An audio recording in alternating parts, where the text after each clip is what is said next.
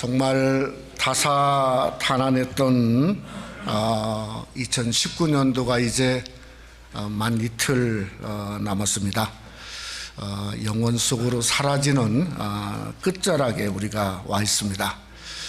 세월이 참 빠르다 보니까 연말이 되면 연말 이 신드롬 증후군이 이렇게 왠지 허무하고 허전한 그런 증후군을 느낄 여유도 없이 지나가는 것 같습니다. 어떤 분이 카톡을 이렇게 보내줬는데 시 한 편을 저에게 보내줬어요. 근데 끝에 이런 그 글이 있어요. 시작이 반이듯이 끝도 반이다. 야, 참 어떻게 이렇게 참 그 이야기를 했는지 모르겠어요. 끝도 반이다는 거예요. 그러니까 끝이라고 이야기하는 순간에 벌써 반 이상이 지나간 세월이 너무 허무하다 하는 것을 이렇게 말하고 있다고 생각이 되어지죠. 그러니까 우리 성도가 정말 붙들어야 될 건 뭔가 하나님 말씀밖에 없는 것 같습니다. 우리가 잘 아는 베드로전서 1장 23절 말씀에 보면 이런 말씀이 있죠. 너희가 거듭난 것은 썩어질 씨로 된 것이 아니요 썩지 아니할 씨로 된 것이니 살아있고 항상 있는 하나님의 말씀으로 되었느니라. 그러니까 하나님의 말씀만이 지나가지 않고 사라지지 아니하고 항상 있고 항상 살아서 역사하는 그 말씀을 연말에 붙들고 우리가 한 해를 보내고 새해를 맞는 여러분이 되시기를 주님의 이름으로 축원합니다.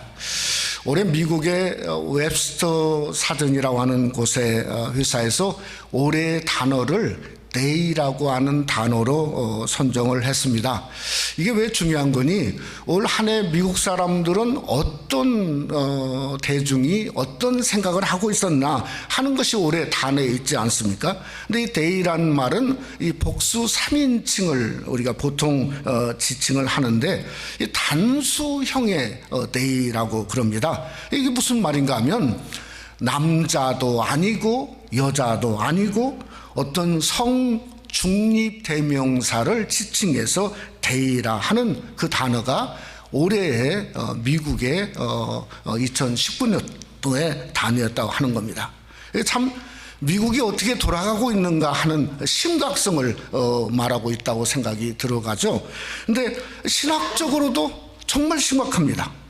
우리가 하나님 아버지 남성 명사죠, 대명사죠. 근데 그들은 하나님 아버지를 빼고 그들만의 중성 대명사인 데이를 그저 넣고자 시도하고 있다는 거죠. 그러니까 성경에 완전히 이게 뭔가 젠더 성을 바꾸자 하는 그런 시도가 바로 이 그들 무신론자들 가운데 있다고 하는 거죠. 오늘 예수님도 49절에 이렇게 말했습니다. 어머니한테 뭐라고 말했냐면 내가 내 아버지 집에 있어야 될 줄을 알지 못하셨나이까. 그러니까 하나님을 향해서 my father, 즉 내 아버지라 하는 분명한 하나님을 향해서 부르고 계시다는 거죠. 여러분, 주기도문의 위대한 점도 주기도문의 시작이 하늘에 계신 우리 아버지지 않습니까? 그러니까 우리의 신앙은 그저 2020년도에 또 그 이후의 삶 속에 어떤 일이 일어나고 어떤 세상이 바꿔진다 할지라도 저는 삼위일체적 신앙의 우리 신앙의 중심이라고 생각해요. 왜냐하면 성부 아버지의 하나님, 성자 예수의 하나님, 성령의 하나님 삼위일체를 믿고 따르는 신앙의 중심이 여러분 속에 함께 하시기를 주님의 이름으로 축원합니다. 저는 오늘 이 본문을 보통 많은 분들이 자녀 교육의 모델로 이렇게 생각을 합니다. 정말 그렇다는 생각을 하죠. 예수님이 잘한 것처럼 그저 성장하는, 키가 자라고 강하고 또 지혜가 넘치고 은혜가 그 위에 있더라. 또 52절에 보니까 하나님과 사람에게 더 사랑스러워 가시더라. 그러니까 예수님은 정말 완벽한 자녀 교육의 모델이다 이렇게 생각할 수 있습니다. 근데 이 누가의 관점은 자녀 교육적인 측면보다는 저는 본질적인 측면에 있다고 생각을 합니다. 그 본질적인 측면이 뭔가, 예수님이 누구신가 하는 본질의 모습을 말씀하고 있다는 거죠. 그분이 인간인가, 아니면 하나님만인가, 아니면 인간이신 하나님이신가. 만약에 그분이 인간만이라고 한다면 자란다, 강해진다, 성장한다 하는 말이 맞습니다. 근데 그분이 하나님이라면 그것은 맞지 않아요. 왜냐하면 이미 하나님은 완전하고 영광 중에 계시고 이미 충만하고 영원토록 뭔가 충족하신 분이 하나님이시니까, 그 하나님이 지혜가 자란다, 키가 자란다, 이건 맞지 않는다는 거죠. 우리가 믿는 대로 예수님은 인간이시며 하나님이십니다.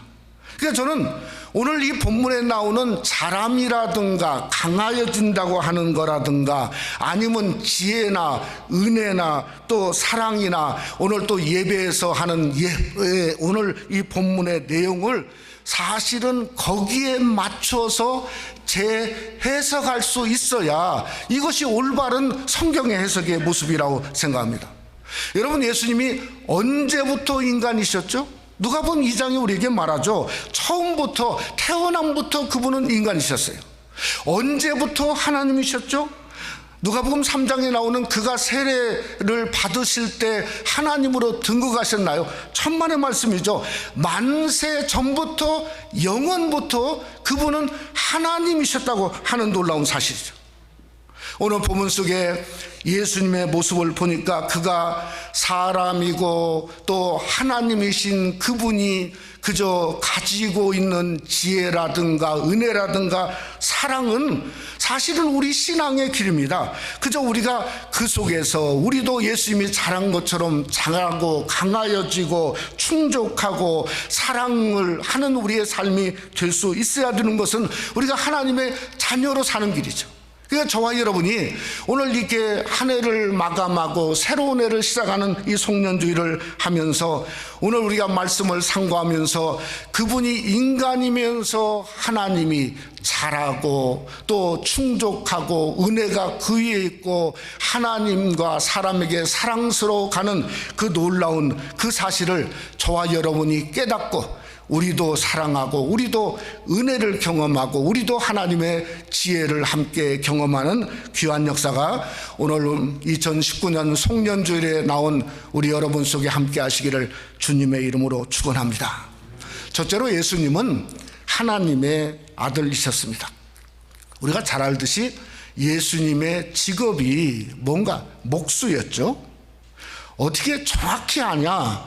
마가복음 6장에 보면 이 사람이 마리아의 아들 목수가 아니냐, 이렇게 성경은 기록했어요. 그러니까 그의 아버지 요셉도 목수였고 예수님도 목수였어요. 근데 그게 어디서 목수였는가? 나사렛이라고 하는 곳에서 분명히 그가 목수였어요. 근데 올 봄에 성지를 가보니까 이 나사렛에 가봐서 깜짝 놀랐어요. 왜냐하면 나사렛은 온통 돌산이에요. 돌산. 그러니까 목수보다는 석공이 어울리는 곳이에요. 근데 예수님은 석공이 아니라 목수였다고 하는 것은, 그리고 그가 나사렛 목수 공방을 그저 가지고 있었다 하는 것은 무엇을 의미하냐면 그런 귀하고 그저 상당히 부유함을 가졌다, 이렇게 거기 있는 분들이 이야기를 하더라고요. 정말 그런대로 이 목수 요셉은 그저 예루살렘에 6월절에 갔는데 무려 130km나 되는 먼 거리를 2주일 이상을 부부가 함께, 자녀들과 함께 동행했어요. 근데 또 같이 데리고 간 사람이 얼마나 많은지 그저 예수님이 동행 중에 있는 것을 그저 알 정도로 대부대를 몰고 그 요셉이 예루살렘까지 갔다고 하는 것은 가난한 목수와는 상당히 거리가 있다, 이렇게 생각을 할 수가 있다는 거죠. 오늘 누가는 예수님의 12살 때의 사건을 기록했어요. 즉 12살은 율법적으로 성년의 나이로 이렇게 생각할 수 있죠. 거기에 보면 유월절에 갔어요. 그러니까 유대인의 가장 최대의 명절에 갔으니까 예루살렘이 인산인해를 이루고 또 예루살렘 성전도 마찬가지였을 겁니다. 그 아들을 잃어버린 후에 찾아서 사흘 만에 어디서 찾았죠? 예수님을 성전에서 찾았어요. 근데 46절에 보면 이렇게 말했어요. 그가 선생들 중에 앉으사, 그러니까 이 중이란 말은 가운데를 의미하고 있어요. 가운데 앉았다는 말이에요.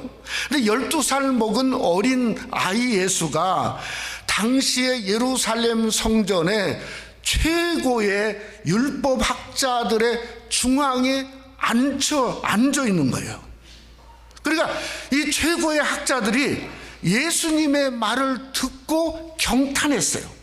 그래서 47절에 보니까 그의 말을 듣고 놀랍게 여겼다고 그랬어요. 근데 여러분, 새로 번역과 공동 번역은 그렇게 표현하지 않았어요. 뭐라고 그러냐면 경탄했다고 해서 경탄했다. 저는 경탄이란 말이 훨씬 더 그저 의미가 있다고 생각해요. 왜냐하면 헬라어로 엑스스템이라고 하는 말은 무슨 말이냐면 엑스라는 말은 터져 나온다는 게 눈이 터져 나올 정도였다는 거예요. 이게 호미백산한 거죠. 예수님의 말을 듣고. 이 똑같은 말이 어디 나오냐면 누가복음 24장에 또 사용됩니다. 예수님이 부활했다는 소식을 제자들이 듣고 나서 똑같이 엑스스템이라고 했어요. 그러니까 눈이 그저 쏟아져 터져 나올 정도로 그들은 혼비백산한 거예요. 자기들이 십자가에 죽은 예수님을 묻었는데 거기에 그저 돌무덤에 했는데 살아났으니 얼마나 놀랐겠습니까? 여러분, 혼비백산했으니까 예수님이 하나님일까요? 하나님일까요? 저는 유대의 율법학자들이 성전에서 예수님을 향해서 그들이 봤던 건 어떤 지식적인 천재성, 정말 비범했다, 그것만 봤을 겁니다. 여러분, 예수님이 하나님이었다고 하는 사실은 예수님의 말에서 있어요. 예수님이 49절에 예수에게, 어머니에게 이렇게 말합니다. 49절 말씀해 보면 예수께서 이르시되 어찌하여 나를 찾으셨나이까? 내가 내 아버지 집에 있어야 될 줄을 알지 못하셨나이까 하시니, 그러니까 하나님을 향해서 뭐라겠죠? My Father, 내 아버지라, 하나님을. 그러니까 예수님은 12살 때 하나님이 자기 아버지인 걸 이미 임식하고 있었고 그래야 될 줄을 알지 못하셨나이까 어머니한테 분명히 얘기한 거예요. 이것은 뭔가 오직 성자 예수 그리스도 아들만 아버지를 향해서, 하나님을 향해서 아버지라 말할 수 있다고 하는 놀라운 사실이죠. 저는 오늘 본문을 보면서 이 성자 예수가 거기서 어떤 선택을 했는가, 저는 그것이 우리 신앙의 어쩌면 인간이고 하나님이신 예수의 선택이 우리가 우리 신앙의 굉장히 중요한 선택의 요소, 그것이 우리에게 배움이고 때로는 우리 신앙의 체험이라고 생각합니다. 두 가지만 생각해 보면요, 예수님은 성전을 내 아버지 집으로 선택했다는 거예요. 여러분, 성전은 우리 하나님의, 우리 신앙의 중심이지 않습니까? 여러분이 마지막 주일에 그저 가입도 모이고 여러 가지 많은 일들이 있었을 텐데, 여러분들이 하나님의 전에 나오신 것은 여러분 이 성전이 우리 하나님 아버지의 집으로 여겼기 때문에 여러분이 선택하고 나오신 거 아니겠어요? 내년도 마찬가지죠. 우리가 내년도가 어떤 일이 2019년도 보니까 더 엄청난 일들이 일어나고 2020년도는 어떤 일이 일어날지 알지 못합니다. 그런다 할지라도 이 성전은 누구의 집입니까? 내 아버지의 집이지 않습니까? 그가 여러분의 아버지의 집이니까 이곳에 와서 그 아버지 하나님을 만나고 아버지 하나님께 예배하고 아버지 하나님께 경배하고 아버지 하나님께 내 문제를 구하고 아버지 하나님만 섬겨야 하는 예수의 선택이 여러분의 선택도 되시기를 주님의 이름으로 축원합니다. 두 번째는 우리 예수님의 선택은 유월절이에요. 그저 유월절에 올라갔으니까 유월절의 선택이라고 생각할 수 있죠. 왜 유월절일까? 여러분 고린도전서 5장 7절로 8절에 보면 그 이유를 성경은 말합니다. 너희는 누룩 없는 자인데 새덩어리가 되기 위하여 묵은 누룩을 내버리라. 우리의 유월절 양 곧 그리스도께서 희생되셨느니라. 이러므로 우리가 명절을 지키되 묵은 누룩으로도 말고 악하고 악의에 찬 누룩으로도 말고 누룩이 없이 오직 순전함과 진실함의 떡으로 하자. 여러분 유월절은 뭔가 어린 양 예수 그리스도의 피로 말미암아 우리가 속죄함 받은 너무나 중요한 의미가 있는 거죠. 그래서 유월절 양 그리스도의 피로 우리가 그의 희생으로 우리가 새롭게 되고 하나님의 자녀가 된 겁니다. 그러니까 유월절의 신앙은 그 주님의 피에 부끄럽지 않게 사는 것이 유월절의 신앙의 모습이에요. 그러기 위해서는 우리가 과거에 올 한 해에 묵은 누룩을 내버리고 악한 생각도 버리고 그저 마지막에 말한 것처럼 순전함과 진실함의 떡을 가지고 그저 2020년도를 살자는 겁니다. 저는 2020년도를 얼마 남지 않은 가운데 지난 주간에 정말 감사한 제 마음속에 따뜻한 뉴스를 한국에서 하나 들었어요. 이게 뭔가 하면 성탄절날 일어났던 일인데요. 서울 사랑의 교회 우리가 잘 알고 있지 않습니까? 그래서 사랑의 교회가 큰 교회 지어놓고 예전 있었던 교회 서로 따로 예배를 드렸는데 그저 그 따로 드린 그 상황에서 그 큰 교회였던 담임 목사님이 그 작은 그 따로 드린 성도들을 인정했어요. 교회 사용을 허락했어요. 46억인가 7억을 수호를 했는데 수도 고수도 취하였어요. 그분들의 직분도 전부 복직시켰어요. 그리고 그들 앞에서 잘못했다 하는 사과를 하고 나서 성탄절을 맞이했다 하는 뉴스를 읽어보고 나서 너무너무 제 마음이 급했습니다. 뭐죠? 묵은 누룩을 내버리는 거죠. 묵은 누룩. 우리도 유월절 신앙을 택할 수 있어야 돼요. 하나님 앞에 부끄러운 묵은 누룩 가지고 2020년 사는 것은 하나님의 뜻이 아닙니다. 악의도 악한 마음도 버리자는 거죠. 버리고 새롭게 시작하는 거죠. 그것이 어쩌면 우리가 성부 영신의 신앙 아니겠습니까? 이것이 예수 성자 예수님의 택함이죠. 예수님이 성전을 사랑하고 그저 자기가 그저 하나님의 그 어린 양으로서 온 것처럼 그저 우리에게 그걸 악을 미워하는 것처럼 우리가 진실로 예수 그리스도의 그 택함이 우리의 택함이 되어서 진정한 성전 중심의 신앙을 가지고 아버지를 만나고자 하는 그 중심으로 2019년도를 마감하시고 2020년도를 시작하는 귀한 은혜가 여러분 속에 함께 하시기를 주님의 이름으로 축원합니다. 두 번째로 예수님은 요셉의 아들이었습니다. 우리 예수님과 세례 요한을 좀 비교해 보니까 세례 요한은 성장할 때를 비교하는 거예요. 1장 끝에 이렇게 기록했어요. 아이가 자라고 심령이 강화해지고 그리고 빈들에 있으니라. 빈들이라는 제목으로 두 번 설교를 했지 않습니까? 근데 예수님은 조금 달랐어요. 2장 40절에 보면 이렇게 말했어요. 아이가 자라고 강하여지고, 여기는 똑같아요. 근데 뭐라 했냐면 지혜가 충만하며 하나님의 은혜가 그 위에 있더라. 이 예수님이 훨씬 더 성장에 성경적인 그 더함이 있었다고요. 근데 52절에 보니까 또 말했어요. 예수는 지혜와 키가 자라가며 하나님과 사람에게 더욱 사랑스러워 가시더라. 그러면서 2장이 끝났어요. 이게 어떤 면으로 보면 아니 세례 요한과 예수님은 사실 비교할 수 없죠. 그저 여자로 남자로 아무리 대단하지만 그러나 예수님과 비교가 안 됩니다. 근데 실제로 성장하는 과정을 보니까 정말 세례 요한은 승승장구를 했어요. 여러분, 누가복음 3장에 세례 요한이 세례를 베풀기 시작할 때 예수님이 나타나는 게 아닙니다.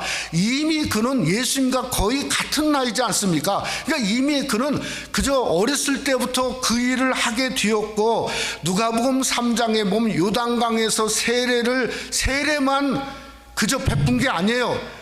얼마나 독서를 퍼부었는지 모릅니다. 이 독사의 자식들아, 그러면서, 그런데도 온 유대 예루살렘 사람들이 와서 욕을 얻어가면서 먹어가면서 세례를 받았어요.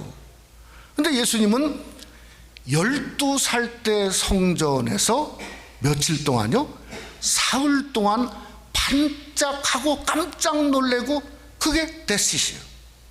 네? 그로부터 얼마 동안, 무려 18년 동안, 왜 18년인가? 30살쯤에 예수님이 사역을 시작했거든요. 그러니까 18년 동안 성경에 예수님에 대한 이야기는 어떤 것도 기록되지 않았어요.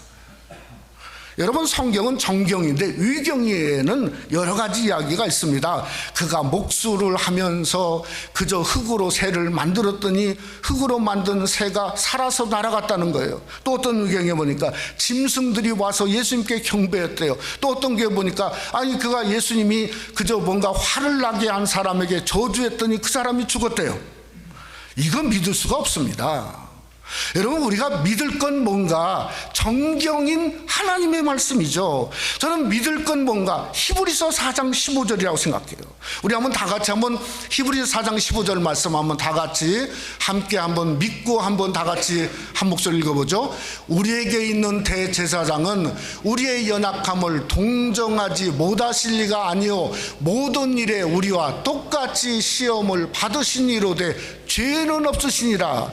그러니까 예수님의 30년 이전에 예수님의 그 18년의 삶은 모든 일에 우리와 똑같이 곤고와 어려움과 아픔과 힘든 일을 겪었지만은 정말 다른 건 뭔가? 예수님은 죄가 없었다고 성경은 우리에게 말씀한 것만 우리는 믿어야 된다는 거죠. 여러분, 우리 예수님에게 큰 어려움이 생긴 것 같아요. 성경의 유추에 보면 뭐냐면 자기 육신의 아비 요셉이 죽었어요. 예수님은 장남이었어요. 근데 마가복음 6장에 보면 그의 동생들이 나왔어요. 이름이 나왔어요. 야고보, 요셉, 유다, 시몬, 그리고 복수형의 누나들. 그러니까 2명인지 3명인지 알 길이 없어요. 적어도 6명 이상이에요. 그리고 어머니였어요.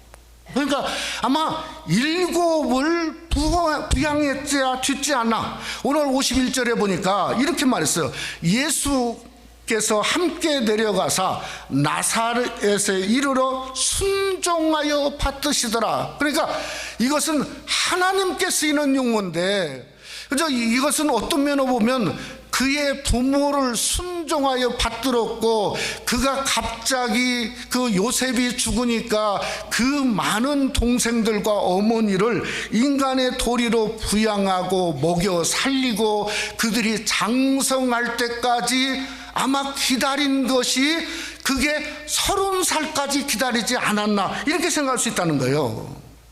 저는 그렇기 때문에 오늘 성경에서 말하고 있는 예수님의 지혜는 다르다고 생각하는 거예요. 다르다고. 우리가 보통 지혜 그러면 뭔가 성공을 생각하죠. 뭔가 다른 사람보다도 뛰어난 군림하는 걸 생각해요. 뭔가 강함을 생각합니다. 근데 예수님의 지혜는 그게 아니에요. 무슨 지혜인가? 이미 하나님이셨어요. 그러니까 예수님의 지혜는 뭔가? 인간 삶이에요. 삶. 적으면 적은 대로, 부족하면 부족한 대로 기뻐하며 사는 그러한 지혜예요. 무려 18년 동안 목수로서 기뻐하며 그저 7남매 7명 그 7 가족들을 먹여 살리는데, 그게 아무리 부자라도 그게 되겠어요? 그게 쉽지 않았을 거란 말이에요. 그러니까 이것은 뭔가 환경을 넘어서는 지혜죠. 고통을 이겨내는 지혜죠. 앞이 캄캄할 때 그저 보이지 않는데 빛 되신 하나님을 바라보며 나아가려고 하는 지혜죠. 여러분, 정말 그가 있어야 될 곳은 성전이었는데 그가 머물 자리는 뭔가 묵수공방이었어요. 그러니까 그건 뭐죠? 환경을 따라서 거기에 맡겨졌을 때까지, 도리를 달할 때까지 하나님 앞에 그 일을 하고자 하는 그러한 인간 예수, 나사렛 예수의 지혜라고 하는 것입니다. 저는 은혜도 똑같다고 생각해요. 아니, 무슨 죽은 나사로를 살리는 대단한 역사와 능력과 은혜가 아니라 오늘의 지혜죠. 하루를 사는 은혜죠. 하루의 삶에 적으면 적은 대로, 힘들면 힘들 대로, 부족하면 부족한 대로 하나님만 기뻐하고 하나님의 은혜만을 생각하고 바라보는 그러한 은혜죠. 그것이 예수님이 적어도 18년 동안 그저 세례 요한은 대단한 일을 했을 때 예수님은 그저 나사렛 거기에 목수 공방에서 그 일을 주님은 하셨다는 거예요. 심지어 예수님의 어머니까지 이것을 알지 못하느냐 할 정도 얘기를 하는 것을 보면 무슨 말인가, 그분이 하나님의 아들이라고 하는 것을 잊어버릴 만큼 예수님은 은혜를 사모하며 살고 있었다 하는 걸 성경이 우리에게 말씀하고 있다는 거죠. 저는 이걸 깨닫는 순간에요, 무엇을 생각이 됐냐면, 확신을 내겠냐면, 예수님은 진짜 하나님이시구나, 예수님은 진짜 사람이시구나 하는 확신이 저한테 오게 됐어요. 정말 그런 것을 어디서 보냐면, 예수님이요, 누가복음 3장에 세례받으러 나오시고 하나님의 일들을 시작할 때 하나도 어색하지 않아요. 하나도 인간 예수로, 하나님 예수로 어색하지 않아요. 하나도 가식이 없어요. 하나도 그의 삶이 뭔가 위선이 없단 말이에요. 위선이 없다. 그는 진짜 사람이었고 진짜 하나님이셨기 때문에 하나님의 능력이 나타나고 하나님의 역사가 나타나고 어려움과 곤고함이 나타나서 목마르다 하는데도 하나도 위선이 없는 모습을 성경에서, 사복음서에 생생하게 우리에게 보여주고 있다는 사실입니다. 사랑하는 성도 여러분, 신앙이라고 하는 것은 하루아침에 온 게 아닙니다. 한 해 지나가는 거 꼬박 365일 24시간을 걸려야 한 해가 지나가는 것처럼 하루아침이 아닙니다. 여러분, 우리는 예수님처럼 뭔가 신앙이라고 하는 건 우리 몸에 배어야 되는 거예요. 주일날 이게 그냥 나올 수 없는 겁니다. 몸에 배어 있어야, 자꾸 배어 있어야 하나님의 교회를 나오고 성수주의를 할 수 있게 되는 거죠. 그러기 위해서는 예수님처럼 그의 삶에서, 몸에서 말씀이 자라날 수 있어야 되는 거죠.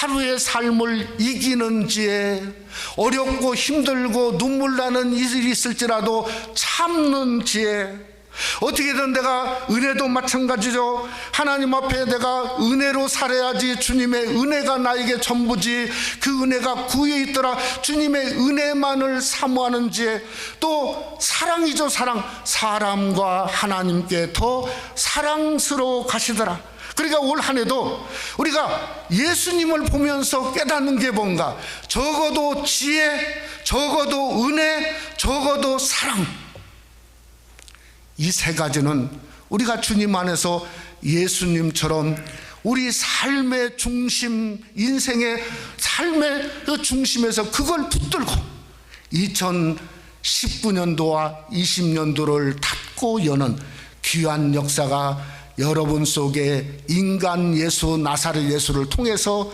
임하며 드러나시기를 주님의 이름으로 축원합니다. 말씀을 마치고자 합니다.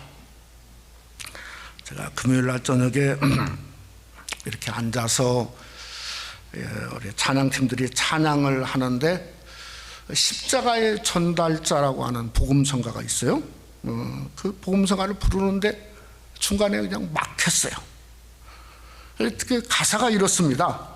난 지극히 작은 자, 죄인 중에 귀소, 무익한 날 부르셔서 십자가 전케 하셨네. 어디든 가리라 주 위에 서라면. 그러다가 조금 지나서 이런 가사가 나옵니다. 내 몸에 밴 십자가 그 보혈의 향기 온 세상 채울 때까지 내 몸에 밴 십자가, 이게 그냥 부를 수 있는데 그게 막 그냥 가슴에 팍 박혔어요. 팍 박혔어. 내 몸에 베인 십자가 그 보혈의 향기. 저도 십자가를 접은 사람이거든요. 여러분 십자가 안 접은 사람이 누구 있습니까? 접었는데 십자가 접은 거하고 내 몸에 십자가가 베어 있는, 짜면 향기가 날 정도로, 그건 아니란 말이에요. 그건 아니란 말이에요. 예수님을 보니까 누구에게도 자기 십자가를 맡겨본 적이 없어요. 떠넘겨본 적이 없어요. 왜 그러냐? 예수님은 자기 몸에 십자가가 베어 있는 거예요. 짜면 그게 십자가 향기가 나오는 거예요. 어떻게? 12살 때부터 나사렛 목수로, 마리아의 아들로, 그저 6남매 이상의 동생들을 부양하고 키우고 한 가정의 가장으로 십자가를 졌어요. 묵묵히 주님 부르시는 그 동생들이 다 성장할 때까지, 18년에 성장할 때까지. 또 유월절 어린 양으로서, 유월절 어린 양으로서 결국은 그 십자가를 그저 지고, 정말 나타냈을 때도 정말 주님의 그 십자가를 통해서 예수님이 십자가를 지고 돌아가셨다고 하는 것입니다. 그러기에 예수님의 십자가는 만방에 지금까지 그 향기를 우리에게 그저 드러내시고 있다는 거죠. 사랑하는 성도 여러분, 그러게 십자가는 한두 번으로 끝나면 그 십자가는 위선적입니다. 위선적이죠. 억지적이죠. 억지적. 예? 십자가는 내 몸에 배어 있어야 돼요. 배어 있어야 돼요.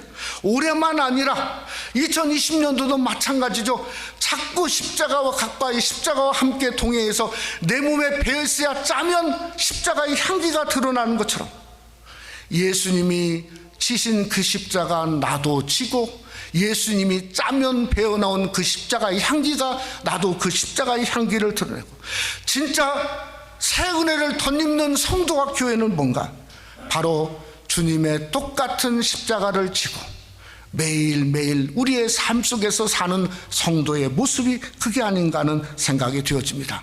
우리 주님의 그 배어있는 그 십자가의 삶 속에서 우리도 더 2020년도의 십자가를 지고 지혜로, 은혜로, 사랑으로 그 놀라운 십자가가 여러분의, 저와 저의 십자가가 되는 귀한 은혜가 함께 하시기를 주님의 이름으로 축원합니다.